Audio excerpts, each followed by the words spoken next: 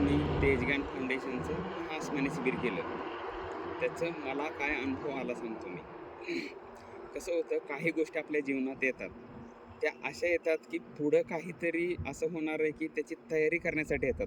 म्हणजे आपल्या आयुष्यात दुःख येतं, ते पुढं काहीतरी चांगल्या गोष्टी येणार आहेत, त्याच्याबरोबर सुख येतं. सकाळीच मला कॉल आला एक, की खूप मोठा झटका लागण्यासारखं होतं, पण अगोदर महाआसमानी शिबिर केल्यामुळं त्याचा इथपर्यंत माइंडवर काहीच इफेक्ट नाही झाला आणि चला ते इझी वेनं विदाऊट टेन्शन घेता झालं. जसं आपण आंबा घेतो, ऑनलाईन आणि ऑफलाईन शिबिरमधला मी फरक सांगतो. जसं आपण आंबा घेतो, आंबेवाले म्हणजे सगळं समजून आंबा असा आहे, तसा आहे, खाल्ल्यावर हे स्वाद मिळतो, तसा मिळतो. पण तो आंबा ऑनलाईनमध्ये खाता येतो का? नाही खाता येत.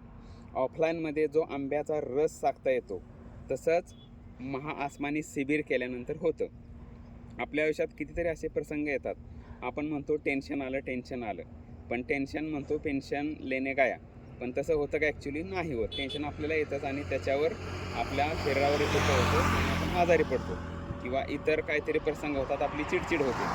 त्याच्यानंतर दुसरं उदाहरण सांगायचं म्हटलं तर आपण ऊसाचं घेऊया. ऊस खाल्ल्यानंतरच आपल्याला अनुभव होतो की ऊस गोड आहे, कडू आहे, आंबट आहे, तुरट आहे. त्याचप्रमाणे महाआसमानी शिबिर आहे.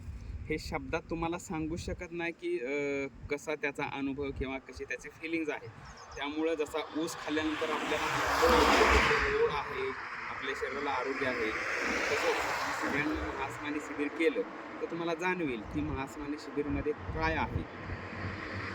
आपण सगळे आपल्याला समृद्ध, आर्थिक सुरक्षा येणारं, आरोग्यदायी जीवन जगायला पाहिजे. त्यासाठी सगळे आपण प्रेरित करतो. चला, तुम्ही महाआसमानी शिबिर करावं तेजगान फाउंडेशनचं.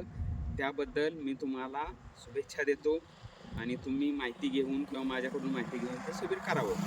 तुम्ही सर्वजण सुखी, समृद्धी, आरोग्यदायी, फायनान्शियली फ्रीडमचं आयुष्य जगावं, यासाठी तुम्हाला खूप खूप शुभेच्छा.